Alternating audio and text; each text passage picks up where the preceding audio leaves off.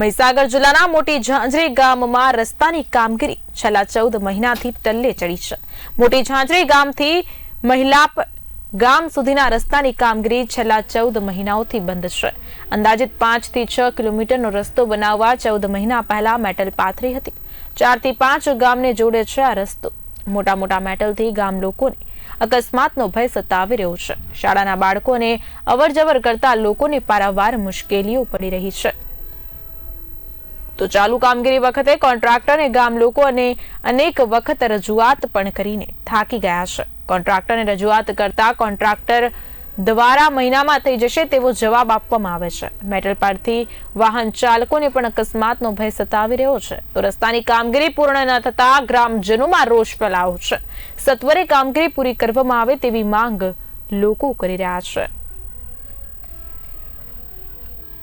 आ गाम से साहेब मोटी झांझरी अने 14 महीना थी आ रस्तो आमने आम ज पड़ेलो छे। हाँ ना कोई सरकारी कर्मचारी देखवा माटे आया नथी, कोई कॉन्ट्राक्टर बी आयो नथी। काम बंद थई गया पछी तकलीफ साहेब मारा आवा जवामां बहु तकलीफ पड़े छे। वाहन ने तकलीफ पड़े छे, स्कूल वान आवे छे, स्कूल वान वाळा लोकोने तकलीफ पड़े छे। बधी रीते माणसो परेशान छे। रोडना लीधे साहेब गाड़ीना टायर फाटी जाय छे, कोईनुं पंचर थई जाय छे। मोटी गाड़ी आवती तो पत्थर उड़े छे, एवुं तेवुं थाय। आ रोड मोटी झांझरी थी माइलापुर अने मोटी झांझरी थी नानी झांझरी सादड़िया सुधीनो जोड़तो रस्तो छे ने छेक લુણાવાડા નીકળે છે આ રસ્તો। આ રોડ લગભગ 14 મહિનાથી આ જ પરિસ્થિતિમાં પડેલો છે। હા, રજૂઆત અમે કોન્ટ્રાક્ટરને કરી, પણ કોન્ટ્રાક્ટરનું એવું કેવું છે મહિના 2 મહિનામાં થઈ જશે, અહીં કામ ચાલે છે, એ પૂરું કરીને તમારો રોડ લઈ લેશું, એવું તેવું વાતો કરીને દવડાવે છે બધા। આ મોટી ઝાંઝરી ગામ છે સાહેબ, અને હું મોટી ઝાંઝરી ગામનો વતની જ છું અને ગામમાં જ રહું છું। પણ આ રસ્તા લગભગ છેલ્લા 14 મહિનાથી આ સ્થિતિમાં પડેલો છે।